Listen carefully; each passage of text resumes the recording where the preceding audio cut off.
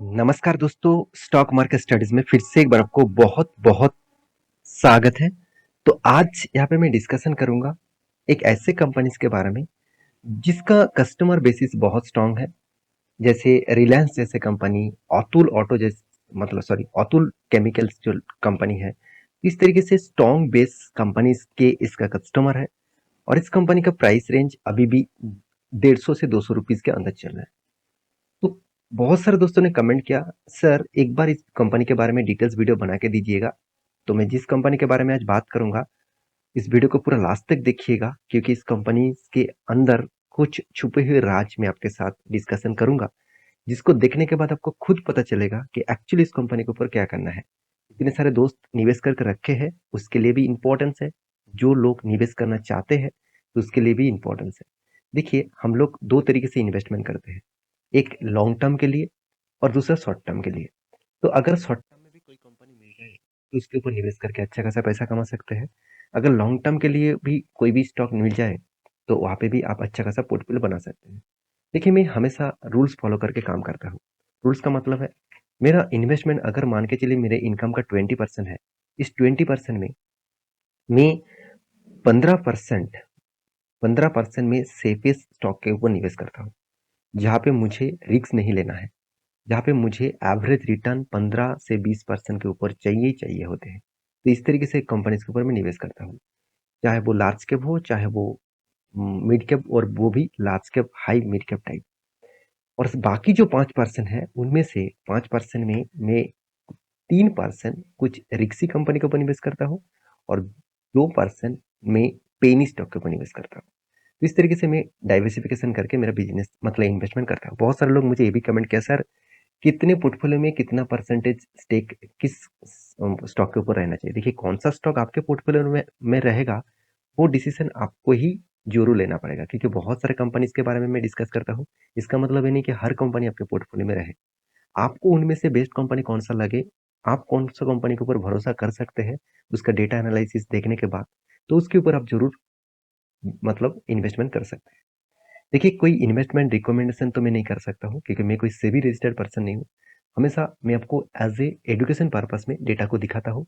आप स्मार्ट है, उस हिसाब से जरूर निवेश करिएगा। सबसे पहले मैं कंपनी से कुछ इन्फॉर्मेशन आपको बता दूं। देखिए, कंपनी का जो बिजनेस है वो बैरल्स बनाने का बिजनेस है। तो बैरल्स मतलब कंटेनर्स, कंटेनर्स और बैरल्स बनाने का बिजनेस है। तो आप देखेंगे all barrels are ISI certified. तो कंपनी आईएसआई सर्टिफाइड बिजनेस के ऊपर काम करते हैं। क्या ऐसे नहीं कि इलीगली बैरल्स बना दिया और बेच दिया, ऐसे बिल्कुल भी नहीं।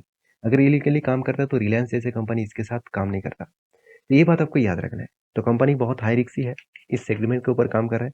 जो सेगमेंट फ्यूचर में रहेंगे कि नहीं रहेंगे, उसका कोई गारंटी नहीं है, क्योंकि आज बैरल में कंपनी का प्रोडक्ट जा रहा है, कल अगर बैरल में ना रहे तो, अगर कल दूसरा कुछ चीज आ जाए तो क्या कंपनी उस तरीके से सस्टेन कर पाएंगे? चलो वो देखना सबसे ज्यादा जरूरी है।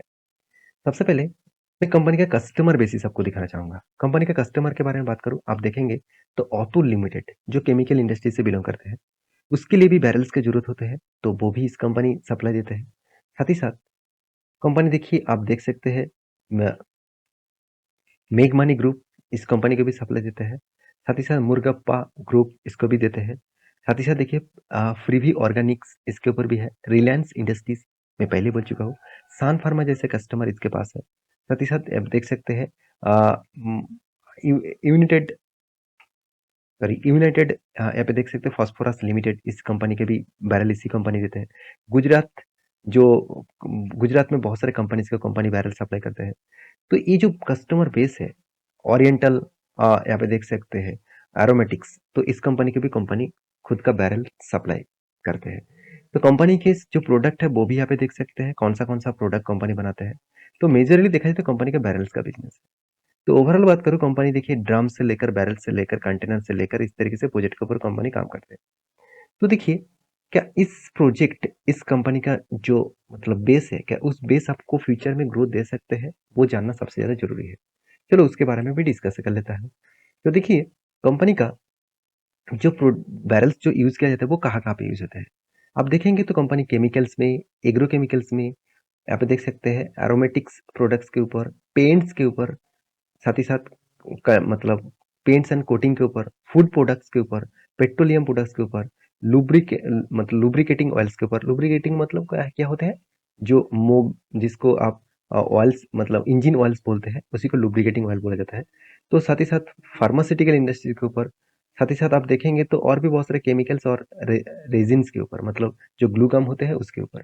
इसका मतलब कंपनी जो इंडस्ट्रीज को कैप्चर किया, वो इंडस्ट्रीज को हमेशा डिमांड रहेगा इस प्रोडक्ट का।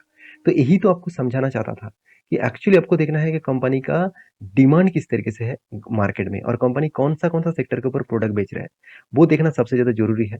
अगर वो प्रोडक्ट आपको मिल गया, वो डेटा आपको मिल गया, तो आप कुछ भी कर सकते हैं। तो यहाँ पे देख सकते हैं कंपनी का एक्सीलेंट कैपेसिटी 1500, यहाँ पे देखिए बैरल पर शिफ्ट, तो पर शिफ्ट में कंपनी 1500 से भी ज्यादा बैरल्स कंपनी मैन्युफैक्चरिंग करते हैं। तो कंपनी में मुझे कुछ देन तो अच्छा लग रहा है, कुछ पॉजिटिविटी तो अच्छा लग रहा है, कंपनी का कस्टमर बेस भी अच्छा है, कंपनी का इंडस्ट्रीज भी ठीक ठाक है। तो कंपनी कौन सा है वो देखना जरूरी है। तो कंपनी का नाम तो पहले ही आप देख चुके हैं, गुजरात, यहाँ पे देख सकते हैं कंटेनर्स लिमिटेड। तो गुजरात कंटेनर्स लिमिटेड कंपनी का नाम है। कंपनी आप कहेंगे सर मैं तो बहुत ढूंढा, कंपनी तो मुझे नहीं मिला। हाँ, मिलेगा नहीं, क्योंकि कंपनी बीएससी में लिस्टिंग है, एनएससी में लिस्टिंग नहीं है। तो ये बात आपको याद रखना है। अगर आपका बीएससी में लिस्टिंग करने का, देखिए बीएससी में लिस्टिंग करे, इन्वेस्ट करे, एनएससी में करे, किसी भी जगह पे करे, तो आपका सेफ शेयर सेफ ही रहेगा। ऐसे नहीं कि एनएससी में निवेश कर रहा हूँ मैं, सर बीएससी में निवेश क्या करूँ, वहाँ पे तो आज तक नहीं किया। ऐसे बिल्कुल भी नहीं। बड़े बड़े जो प्लेयर्स होते हैं वो बीएससी में ही निवेश करते हैं, एनएससी में कम निवेश करते हैं। आज मान के चलिए राकेश झुनझुनवाला जी, आपको एनएससी में पोर्टफोलियो नहीं दिखेगा, आपको बीएससी में दिखेगा। आशीष कचुला जी, उनके भी देखेंगे, विजय केडिया जी, उनके भी देखेंगे, तो ज्यादा से ज्यादा वो बीएससी के ऊपर निवेश करते हैं, क्योंकि बीएससी में उसको ट्रस्ट है, इतने पुराना स्टॉक स्टॉक एक्सचेंज है, तो इस हिसाब से वो ट्रस्ट करते हैं। तो मेरे कहने का मतलब है, क्या इस कंपनी फ्यूचर में आपको मल्टीबैगर रिटर्न दे सकते हैं? चलो वो भी मैं आपको दिखा देता हूँ। देखिए कंपनी के जो स्ट्रेंथ है, अगर उसके बारे में बात करें तो शेयर होल्डिंग पैटर्न में, तो आपको इस कंपनी में कोई भी एफआईएस और डीएस नहीं दिखेगा। इसका मतलब कोई भी इंस्टीट्यूशन इस कंपनी के ऊपर भरोसा नहीं जताता है। सिर्फ पब्लिक के पास होल्डिंग है, और वो भी 57% के आसपास। चलो 57 नहीं, 58% ही बोल देता हूँ। 57.99% का मतलब ही यही है, ऐसा होता है। बाकी जो होल्डिंग है वो प्रोमोटर के पास है।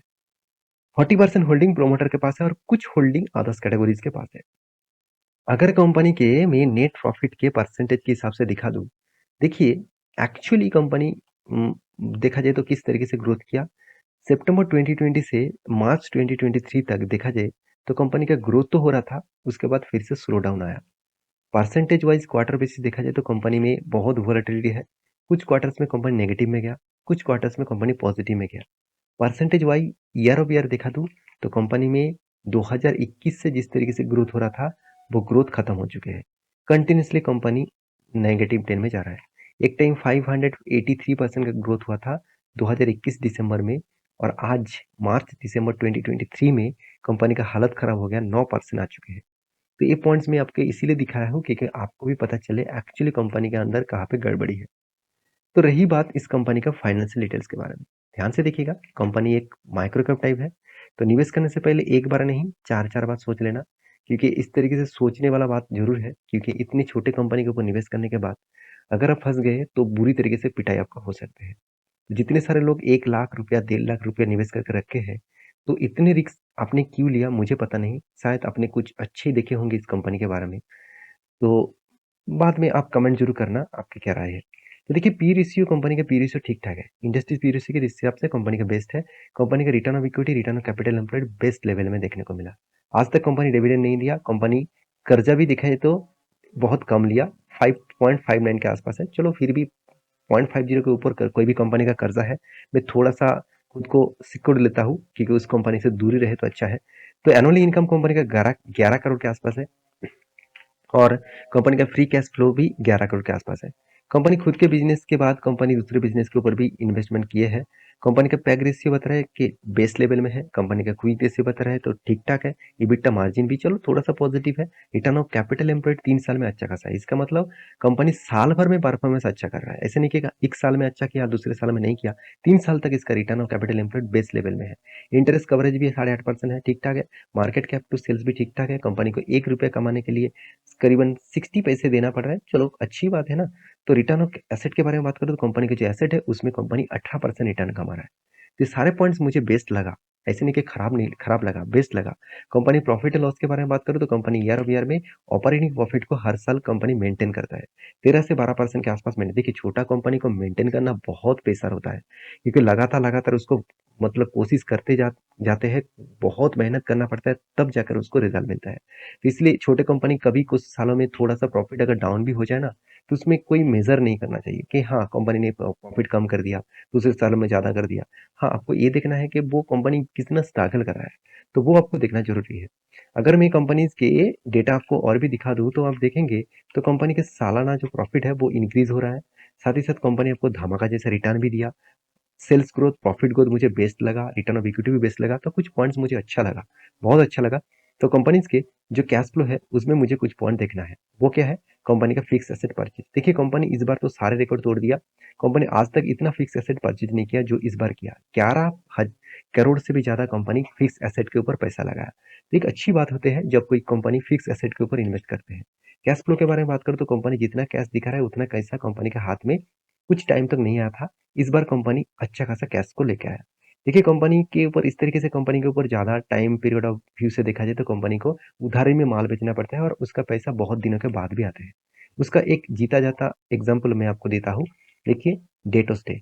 एक टाइम कंपनी का डेट ऑफ स्टे 78 85 डेज में हो रहा था। आज वो कम होकर 65 डेज हो रहा है। इसका मतलब कंपनी में कभी भी 61, कभी भी 65, कभी 91। इसका मतलब हर साल में एक फिक्स नहीं है कि इस रेंज में होगा। जब कंपनी को मन चाहे वो पैसा उठा, मतलब बहुत बोलता तो रहते हैं, सर मुझे पैसा दे दीजिए, इस बार का पैसा दे दीजिए। इस तरीके से बोलते रहते हैं। अगर आपका दुकान है तो आपको पता ही है, जिसको उधारी में दिया, आपको लग रहा होगा कि मैं उधारी देकर बहुत बड़ा गलती कर दिया। मुझे ही उसको पाँव पड़ने का टाइम आ चुके हैं, पैसा उससे वापस लेने के लिए। तो इसी तरीके से कंपनी का हालत भी देखने को मिल जाता है। अगर रही बात कंपनी के कर्जे के बारे में बात करूँ, तो मुझे बेस्ट पॉइंट लगा कंपनी कंटिन्यूअसली कर्जा तो लेके जा मतलब कर्जा तो ले रहा था। इस बार कंपनी ने कर्जा नहीं लिया, उल्टा कर्जे को रीपेमेंट किया। तो कुछ पॉइंट्स मुझे अच्छा लगा। उस हिसाब से कंपनी के ऊपर आपको मैं ज़रूर कहूँगा, स्टडी ज़रूर करना। इस कंपनी के ऊपर स्ट्रेंथ तो दिख रहा था। कंपनी के ऊपर कंटिन्यूअसली कोविड के बाद जर्नी जो दिखा, एक टाइम कंपनी का जो प्राइस था, सिर्फ ₹9 के आसपास था। वहाँ से कंपनी जर्नी करके अपर साइड में 270 तक लेके गया। तो इतना शानदार एक मैसिव मूवमेंट था।